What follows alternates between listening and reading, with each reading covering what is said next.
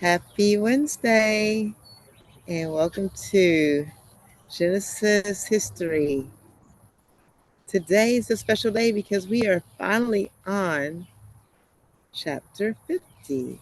We're finally on the last chapter, and I have a special guest here to help me read Genesis chapter 50. So, we're going to go ahead and get started. Dear Lord, we thank you for this day. We thank you for blessing us with life, health, and strength. And we thank you for your history through Genesis that you shared with us, how much you loved us, created us, and gave us all that we needed, and how everything that we see today is nothing new under the sun. And people went through the same thing. So, Lord, we ask that you bless us with the lessons that they learned, and in the end, the love that was shared. All right. I have a special guest today. It's going to be my niece. She's going to be reading for us today. So you guys have mercy on her and show some love. And we're going to go ahead and get started. You ready? You got to speak loud.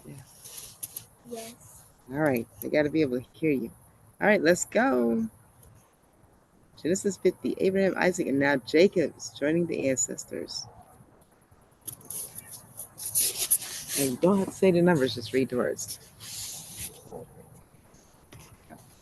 Joseph threw himself on his father and wept over him and kissed him. Then Joseph directed the physicians in his service to embalm his father Israel. So the physicians embalmed him, taking a full 40 days, for that was the time required for embalming, and the Egyptians mourned for him 70 days.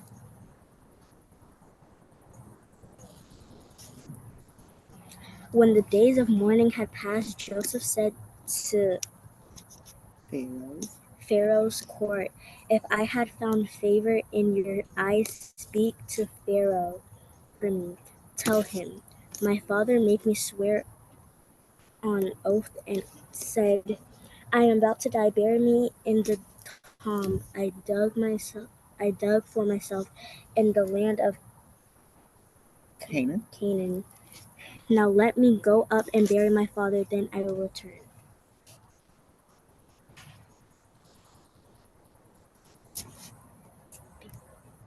Pharaoh said, "Go up and bury your father as he made you swear to do." So Joseph went up to bury his father. After Pharaoh's officials accompanied him, the dignitaries of his court, and all the dignitaries of Egypt, besides all the members of Joseph's household and his brothers and those belonging to his father's household. Only their children and their flocks and herds were left in Goshen. Chariots and horsemen also went up with him. It was a very large company.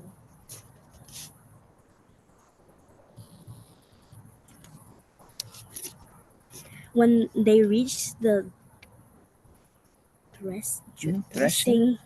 threshing floor of Atad,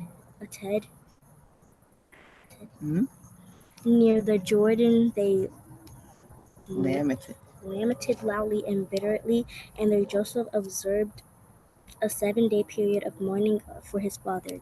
When the Canaanites who lived there saw the mourning at the threshing floor of Atad, they said the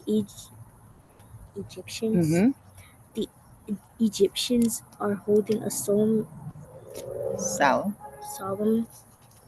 ceremony of mourning.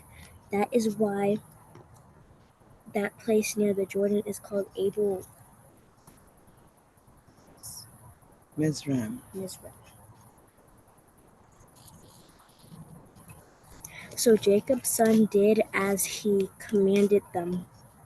They carried him to the land of Can- Canaan. Canaan and buried him to the cave in the cave in the field of Machpelah.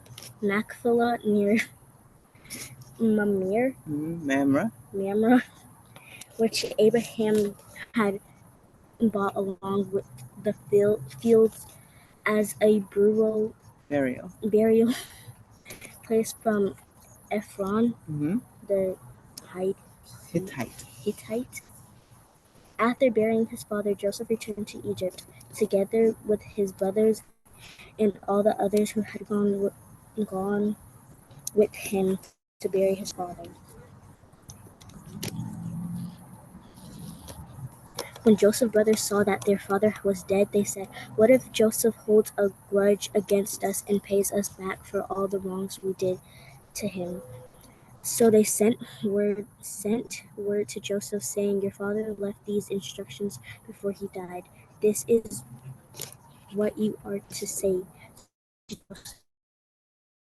I ask you to forgive your and brothers the sins and the wrongs they committed in treating you so badly.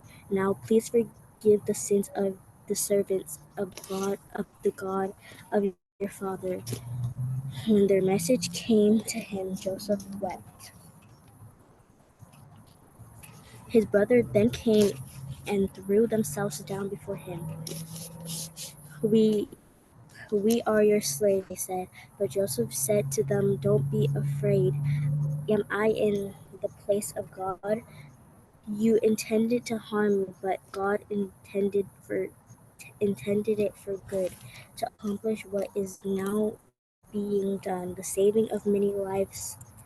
So then, don't be afraid. I will provide